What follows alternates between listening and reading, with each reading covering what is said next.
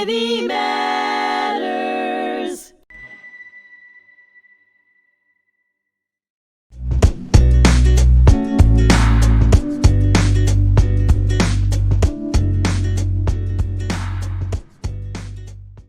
Hello, and thank you for joining me today. I am your host, Samantha Sosnik. Today's episode of Putting the Brakes on Bullying on HMTV, my special guest, Lauri Regan, will join me for a conversation about bullying within antisemitism. Hi, Lauri. How are you? I'm very well. It's a wonderful day today as we watched 20 live hostages return to Israel. So I'm thrilled to be here to talk about anti-Semitism, but I think we need to recognize the joy of the day as well. Thank you. I agree. And I am overwhelmed myself with emotion, both with elation and sadness. The living hostages, like you said, are home, and we wait for the deceased to return to their sacred soil for their resting place. I also wanted to note the tremendous coincidence that today you are my guest because you serve as the Vice President, Treasurer, and Board Member of Scholars for Peace in the Middle East, amongst other impressive positions. So with that being said, can you elaborate on some of what your role has allowed you to do by being in this position? Sure. I was a lawyer for 30 years, but as I watched anti-Semitism and anti-Zionism grow tremendously over the past really 2 decades in that I've been aware of it, I wanted to get more and more involved in pro-Israel activism and fighting anti-Semitism. And Asaf Romarowski, who is the executive director, of Scholars for Peace in the Middle East, we were colleagues in that space, and he asked me to join the board. And my role, Scholars for Peace in the Middle East, is one of the, unique organizations on the campus space, university and college campus space, that focuses on faculty. There's a lot of organizations that focus on students, but SPME focuses on faculty because faculty are generally here to stay. Students come and go. And there's been a lot of bullying, as we know, on our college campuses at the faculty level as well. But becoming involved in academia, you can't ignore what's happening in the K through 12 space as well. So over the past 2 decades of my work, I've seen the sort of mission creep of the anti-Zionist, anti-Semitism activists that have moved their agenda to the K through 12 space as well. And we're starting to see some really awful things happening in that space. And I'm happy to be here to talk about it because I think that everybody should be aware of the dangers that are now being posed to our young people. Absolutely. When you say that in the K through 12 space, how are they executing that as far as the anti-Semitism? Like how is that presenting itself? So it presents itself in a number of ways. So you've got various levels where you see it. So you've got student on student anti-Semitism, you've got teacher on student anti-Semitism, and then there's the administrators and local school boards. I think that people need to understand that, first of all, I want to point out that, you're in Glen Cove, I'm in Westchester. We probably both don't see a lot of really blatant anti-Semitism on our K through 12 campuses. That being said, I think you'd also be surprised at some of the townships in which it does exist. And there was actually an incident that occurred not far from you in Dix Hills. I'm not sure if you're aware of that incident, but there were some very anti-Semitic programming that was being implemented, and there was some fights. I mean, we can get into some of the more offensive examples in a little while, but it does. I think people need to be aware that it might not be happening to you, but it is happening elsewhere. And that ideology students are taking outside of their K through 12 classrooms onto their college campuses, into the playgrounds, onto the sports fields. And you just see it everywhere, whether it's swastikas etched in desks or drawn on bathroom walls, whether it's students on the playground being told, go back to the ovens, which has occurred. There's really, or students being referred to as Jew. And by the way, this isn't just public schools. This is private schools. This is charter schools. It's happening everywhere, and it's really very pervasive. And again, I find it very insidious, because you're taking young minds and you're molding them. And that's why we're seeing, some of the stats we've seen on Gen Z favoring Hamas over Israel in this latest war. Some of the stats are really frightening. And the teachers are, I think, a huge part of the problem, because not only are there very radicalized teachers standing at the front of these classrooms and indoctrinating the students, they're enabling some of the bad behavior. They're turning their heads to some of the bad behavior. Administrators don't know how to deal with it.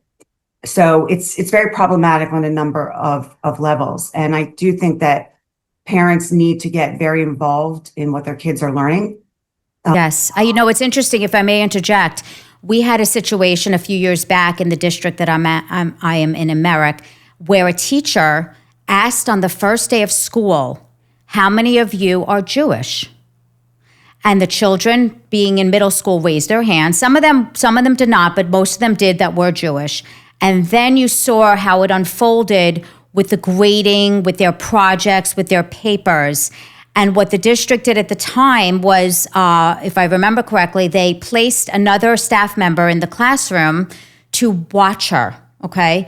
Where, in my opinion, that should have been, to be fired immediately. Ultimately, she was taken out of the classroom and out of the district, but it took some time. And I didn't understand how is that acceptable? And just like you mentioned about, teaching children young how to be hateful, it's the same as what you saw, in Gaza when they teach. I was watching a video the other day when they teach the children their studies, their textbooks, everything is revolving around how to hate a Jew and how to kill a Jew.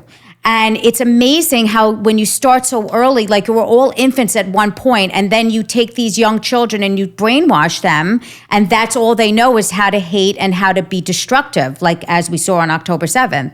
It's incredible.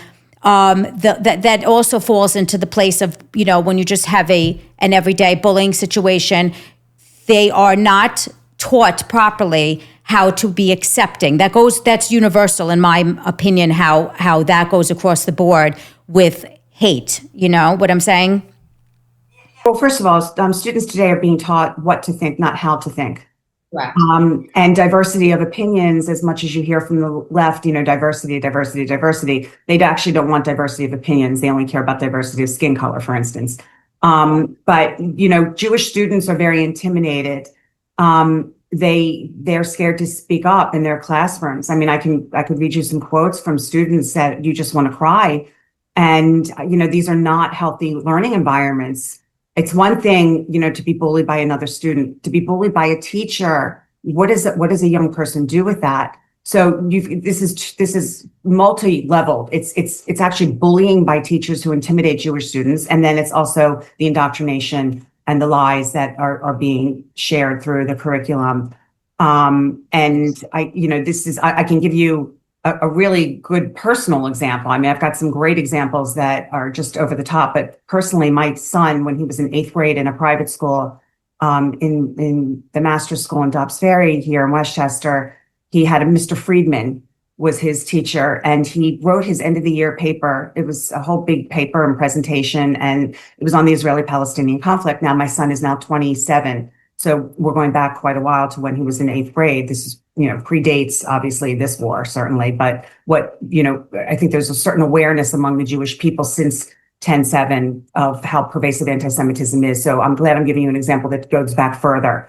Anyway, my son wrote this paper on the conflict, and the final draft, which he was allowed to make final changes to before his grade, the teacher sent it home and circled the word terrorists and said, "Jeremy, be very careful with your terms. One country's terrorists is another's heroes."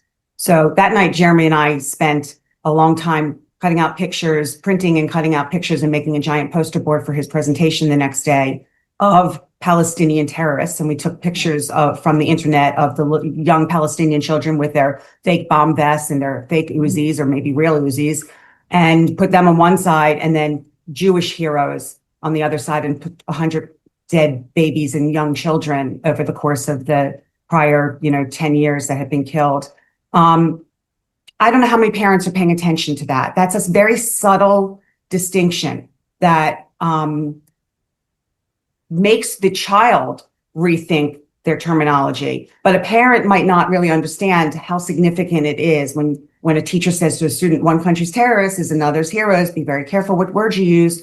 One of my biggest takeaways I would hope that people who are watching this have as parents is to really stay on top of your children and what the teachers are teaching them, so that they are equipped to argue back, to understand the facts, to engage in conversation, even if it's not welcome. You want children to be confident in being able to express their views. I know, I know students or young people who have strong views, but don't really know how to articulate them. And so they are very quiet. I think helping our children understand the issues and be able to articulate them empowers them. It's empowering.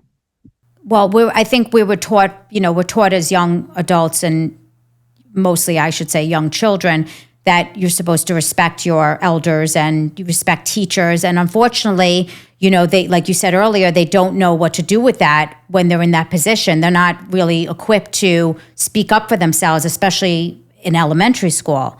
I also feel that a lot of people don't equate bullying with anti-Semitism. I think it's starting to become something that is spoken about, but I think most people feel that they hear bullying and they think, for example, a kid in the schoolyard that's, antagonizing or taunting another child. I think that people don't look at that as something that is a bullying type of thing. Like, for instance, I go back to October 7th because just today is, like I said, it's just I'm overwhelmed with so many emotions about this. And,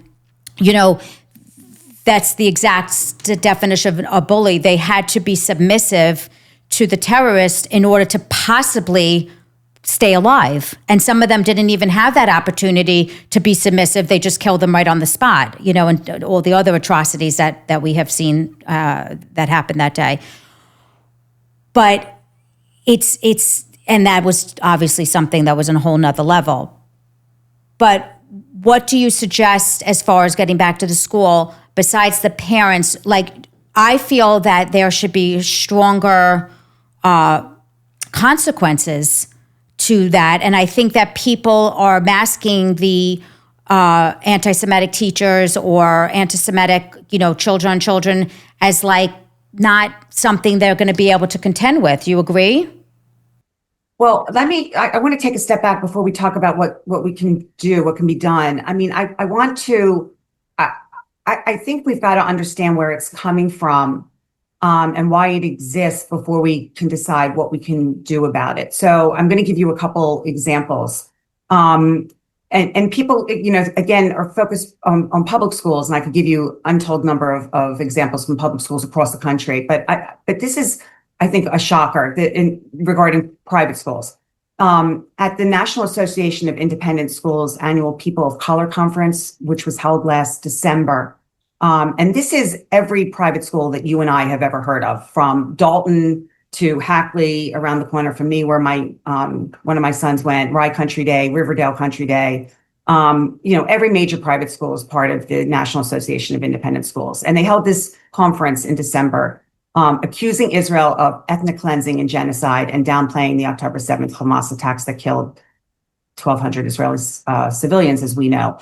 There were kids that were at this conference. There were parents that were at this conference. And one student who walked out said, and I want to quote him, "As I began walking out, I noticed people looking at my Star of David necklace. I no longer felt safe at a conference literally built for inclusion. I got out of the conference room as soon as I could and quickly noticed that almost all other Jewish students did as well." There are so many examples of that. And the reason why I use that one is because this is coming from the teacher level. And this is coming from teachers that attended a conference to learn how to teach about people of color. And there's all sorts of conferences and things that have taken place that have radicalized teachers and curricula. And that's a huge problem. I mean, I think that many people watching this may have heard of this because it was so shocking. At the end of last week, the nation's largest teachers union, which had cut ties with the ADL about 2 months ago, whatever it was, they mass emailed to over 3 million people a map celebrating Indigenous Peoples Day or Indigenous lands, and it completely erased Israel off the map and labeled it as Palestine. This is the nation's largest teachers union. I can give you other examples from the American Federation of Teachers has done some horrific things. So we need to understand that this indoctrination in the classroom, the intimidation of students, it's coming from a very high level. And so when we talk about going back to your question about what can be done, I'd like to focus on curriculum as one of the starting points. There's something called the ethnic studies curriculum. I don't know how many people are aware of the conflict that occurred over the past couple of years in California, but California Governor Newsom signed into law something that requires, I think by 2029 or 2030, the teaching of the ethnic studies curriculum to all high school students. And it's since been relabeled because there was a fight over anti-Semitism in that. It was relabeled the Liberated Ethnic Studies Model Curriculum.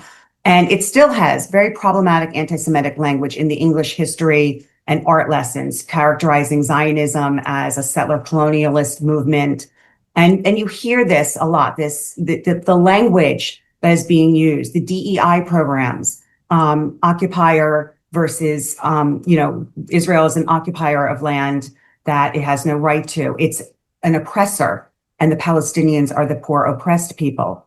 So I think that parents really need to get on top of curriculum, what's being taught in the classrooms and how it's being taught. Parents have a role in helping to formulate the curricula that is being taught to their students. And so that's where obviously school board elections come into play. I can tell you that the movement among the Islamists is to not assimilate, to take on seats, whether it's at the local level in school boards or at the congressional level where we see Ilhan Omar and Rashida Tlaib and whatnot, but they're starting at the school board level because they recognize that getting to young minds is a good starting place. And so who you vote for on your school board, critically important.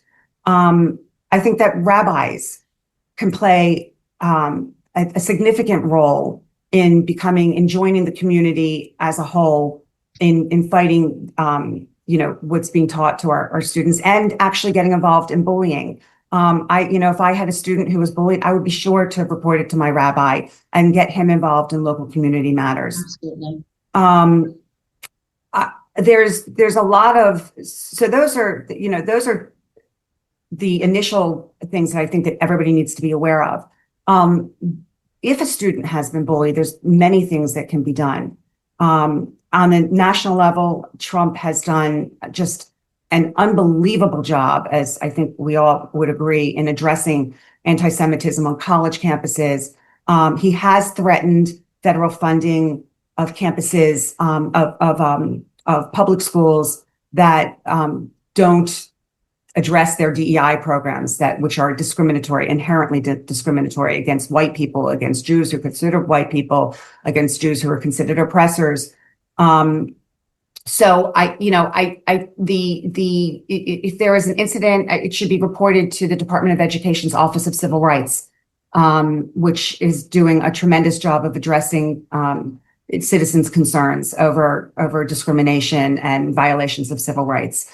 Lawfare, terrific means to achieve an end of this anti-Semitic bullying that we're seeing, and it's working, but it's a long road. There are organizations that everybody should be aware of. The Louis D. Brandeis Center for Human Rights Under Law is one of the leading organizations fighting anti-Semitism, both at the college and K through 12 level. The Deborah Project is another that has filed numerous lawsuits addressing bullying. In Philadelphia schools are horrible. And the Deborah Project was started by a woman who was originally from Philly. And so she's focused a lot on some of this stuff that's happened in Philly schools where a Jewish student was called baby killer and Hitler was right. And there was a Jewish student who told get down on his knees and apologize for being a Jew. You don't hear about all of these stories, but they happen. And thankfully, students and parents are starting to fight back and do something to protect themselves. It's a really frightening environment and it's hard to navigate. But if you know where to go and where to start, there's things that can be done. That's excellent. That's a lot of good information. I appreciate that. As I was listening to, I was reflecting back on October 7th, the anniversary, the second anniversary, and there have been schools that didn't even recognize it. There was no announcement. There was no thought about it. It was just like it didn't exist. And, that to me is just unacceptable. It's something that is now part of history. What are your thoughts on that? Well, I think this all goes back to the same thing. We've got radicalized teachers and administrators. I remember less than a month after 10/7, it was like mid-November. So it was a little more than a month. I think it was mid-November of 2023. There was a sanctioned student walkout in the Teaneck, New Jersey school system. And it was sanctioned by the administrators and it was announced ahead of time, obviously. And there was a great amount of pushback from the Jewish community. It didn't mean anything. The administrators let it go. And so there was this walkout. And that was, again, that was just weeks after the atrocities of 10/7. So I think that there's, what you're seeing, the sickness that you're seeing pervade college campuses is pervading K through 12. Also, you just don't hear about it as much because students aren't taking over their high school. They're not destroying, bathrooms by pouring cement in toilets the way they did at Columbia. So, you're not, the younger students aren't doing the same thing. So you're not hearing about it, but it's bad. So yes, the fact that, look, I could give you numerous examples outside of the anti-Semitism space also, but, think about the pushback, what you heard after Charlie Kirk was assassinated. There were cheers if you actually went to a lot of teachers' social media websites, you wouldn't be surprised that you're not getting the recognition that you would expect. There's a moral rot in Western society as a whole. You see it across Europe. I think many European countries are done, and we're seeing it across America. You see it in journalism. You see it the way all of this is reported. BBC reported on the return of the hostages and called the Israelis releasing all of these Palestinian terrorists. They called it a prisoner swap. They didn't call the hostages, and they didn't call the prisoners terrorists. It was just an equal prisoner swap. So there's this moral rot. There's this moral equivalence between what is perceived as Israel's war crimes and Israel's apartheid and Israel's genocide and all of these fancy schmancy terms that have led to this apathy in the classroom. And it's actually it's worse than apathy. If it was apathy, they just wouldn't be talking about it. But instead, they're actually indoctrinating students to be activists.